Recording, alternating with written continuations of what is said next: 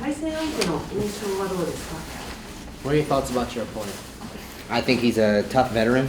He's seen a lot of tough battles, so I think I'm gonna be able to come up on top as far as positioning and all that stuff. I think he's used to losing because his record says so. So I'm gonna give him another one. 対戦相手の印象ですけど、非常にタフなベテラン選手だと思います。で、数々の死闘を乗り越えてきた、タフな選手だと思ってるんですけれども、その中でも自分が、有利に試合を進めて、ポジショニングだったり、QA を一個一個制して、勝ちに行きたいと思います。で、彼の戦績を見ても分かるように、彼は負けに慣れてるんで、今回負けてもそんなに気づかないと思います。次なんですが、今回の試合でご自身のどういった部分をRIZINファンに見せたいですか？ So what would you like to show the RIZIN fans for this fight? I want to show them that I'm equally capable as grappling, as I am striking, as I am scrambling, as I am every aspect of the game. I know Kanehara is going to look to strike and submit me, so I want to show that I can compete with the best. 金原選手は当然打撃でも勝負してくると思いますし、グラップリングでも勝負してくると思います。で、自分は、両方にも対応できて、打撃も寝技もスクランブルも全て対応できるっていうものを見せたいです。どんな試合展開になると予想しますか？ What kind of fight do you think this is going to be? I think it's going to be a hard one. I know he's coming for blood, so I'm going to give it to him. He trained over at Tiger Muay Thai with my ex-opponent. So I know they've been sharing secrets about me, so I'm gonna give them something new.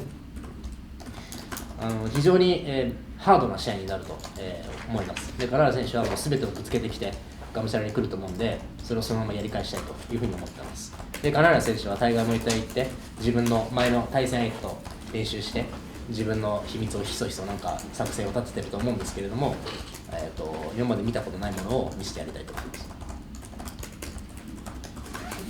RIZINでは今、バンタム級が盛り上がっている階級の一つですが、それに対する思いや考えがあれば教えてください。So the RIZIN bantamweight division is currently pretty stacked. What are your thoughts on it, and what would you like to position yourself in? Well, as far as it being stacked, they're 100% right. There's a lot of really good guys at the bantamweight division right here in RIZIN, and the fact that people are considering me one of the better ones is a feather in my cap.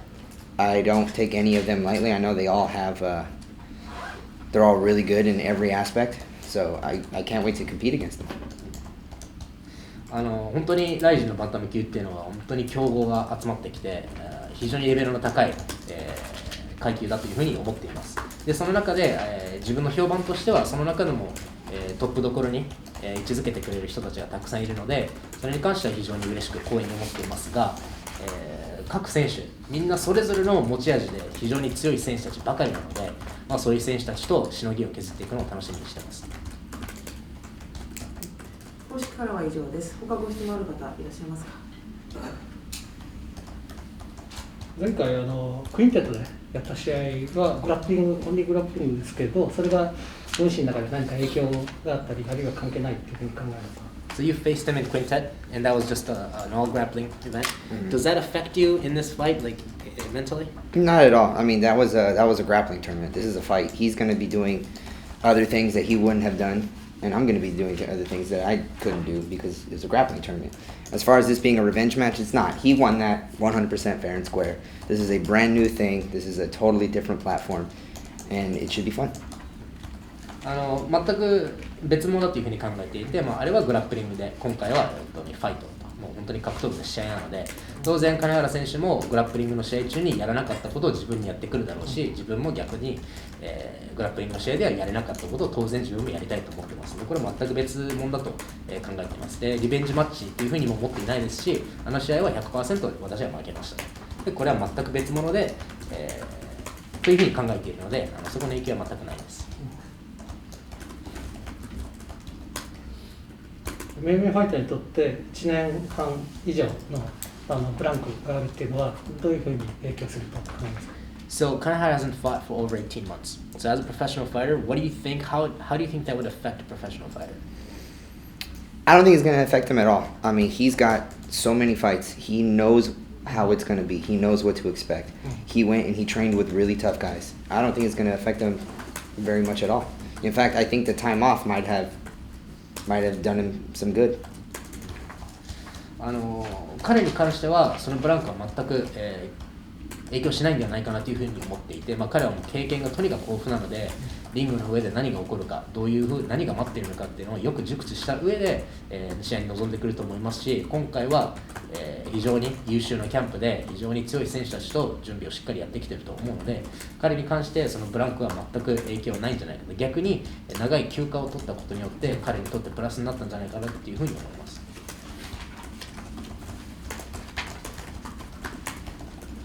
これまでのビクターが対戦した相手の中でも最強に近い相手になりますか？ Would you feel safe to say that this might be your biggest challenge in your career?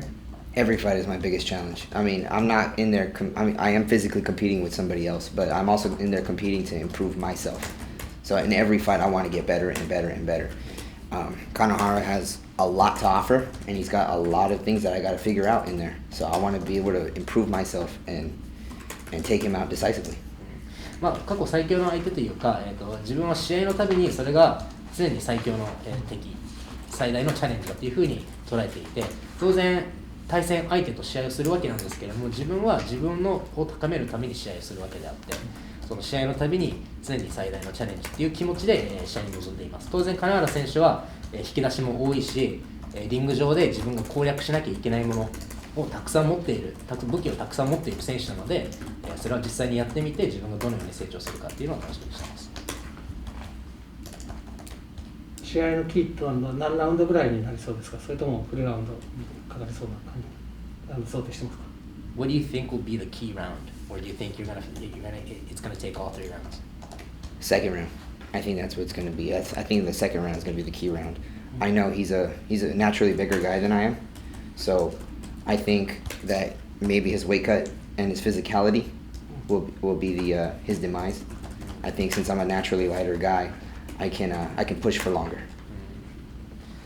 キーラウンド2ラウンドになると思います。で、金原選手は自分より体格が大きい選手なので、当然自分よりも減量をたくさんしてくると思うので、そういった意味で2ラウンド、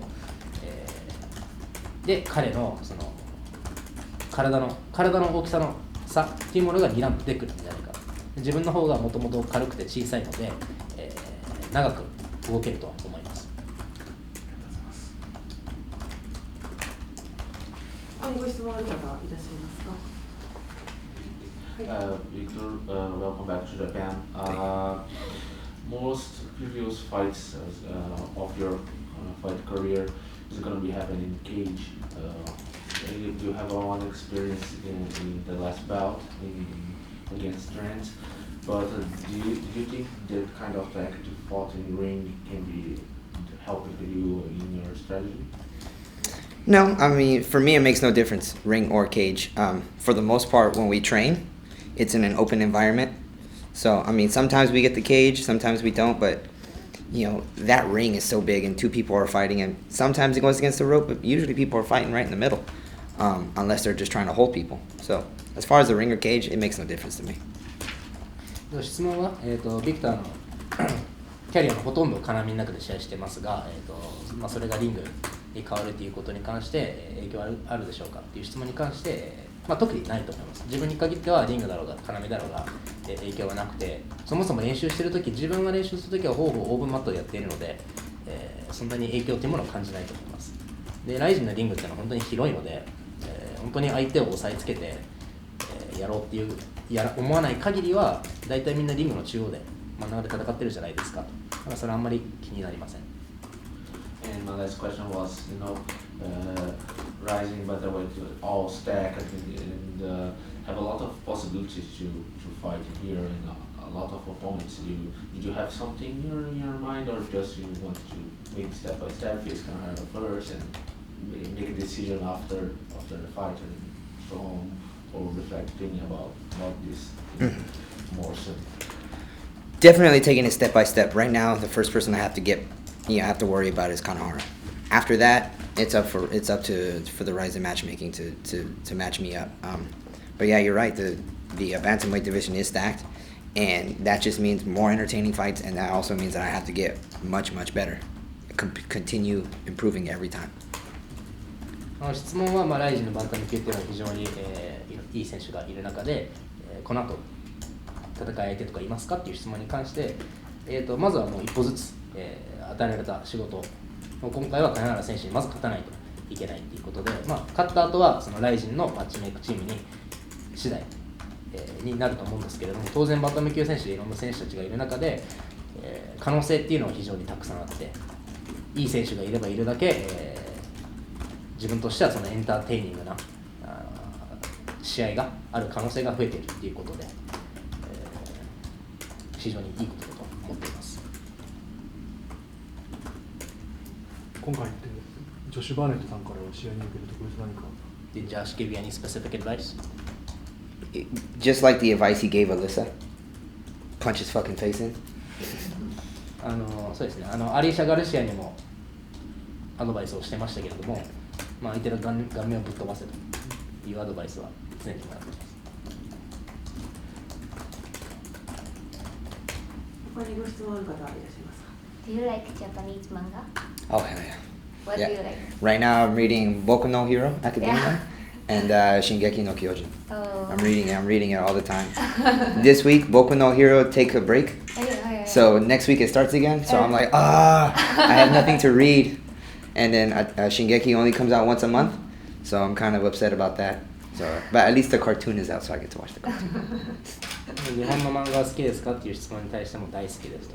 今読んでるのが僕のヒロっていう漫画と進撃の巨人。特に今週僕のヒロは休刊なので読むものがなくて困ってます。で、進撃の巨人は大体月に一遍しか出てこないんで、それは歯がいいですけれども、アニメやってるんでそれ見てます。Do you know 鬼滅の刃? You don't know? Which one? 鬼滅の刃. No, which one's that one? Japanese #1 manga. Now. Right now? Yes. Oh well, I gotta look into that. I saw this one. I don't know if it was a manga or if it was an anime, but it was a show about a bunch of people riding bikes. I saw that one. I was like, what? They're writing about riding bikes? Okay, whatever. So that one, I was like, that's kind of weird for me. But I know there's a lot of stories being written here, and I think that's freaking cool because there's just so much imagination here that it's just, for me, it's sweet. 先日、鬼滅の刃知ってますかっていうことに関しては知りませんと。ちょっと見てみないと分からいけないんですね。で、この間、you talk about bikes meaning bicycles? Yeah, bicycles. なんか前回その自転車の競技に関する漫画があって、こんなものでも漫画にしてしまうのかっていうふうに驚きました。とにかく日本っていうのはどんなものでも漫画にして本当に想像力豊かな文化なので飽きが来ないんで素晴らしいと思います。で進撃の巨人は漫画の方で見てる、コミックスで見てるってこと？ Are you reading 進撃の巨人 on comics? Sometimes when it's available to me because I want to read them as soon as they come out, so I read it online. But if I can get my hands on some, then yeah, that'd be sweet. とにかく読みたいんでもう手に持って読めるものがあればもう全部買いますしそれ読めますし、ただ基本的にはもう出てきてすぐ読みたいんでネットで読めます。他にご質問ある方は大丈夫ですか？では以上でインタビュー終了になります。最後に写真撮影を。You know the writer for 進撃の巨人 is a huge MMA fan. Is he? Yeah, he got all of his artwork off of MMA. No shit. Yeah, all those battle scenes.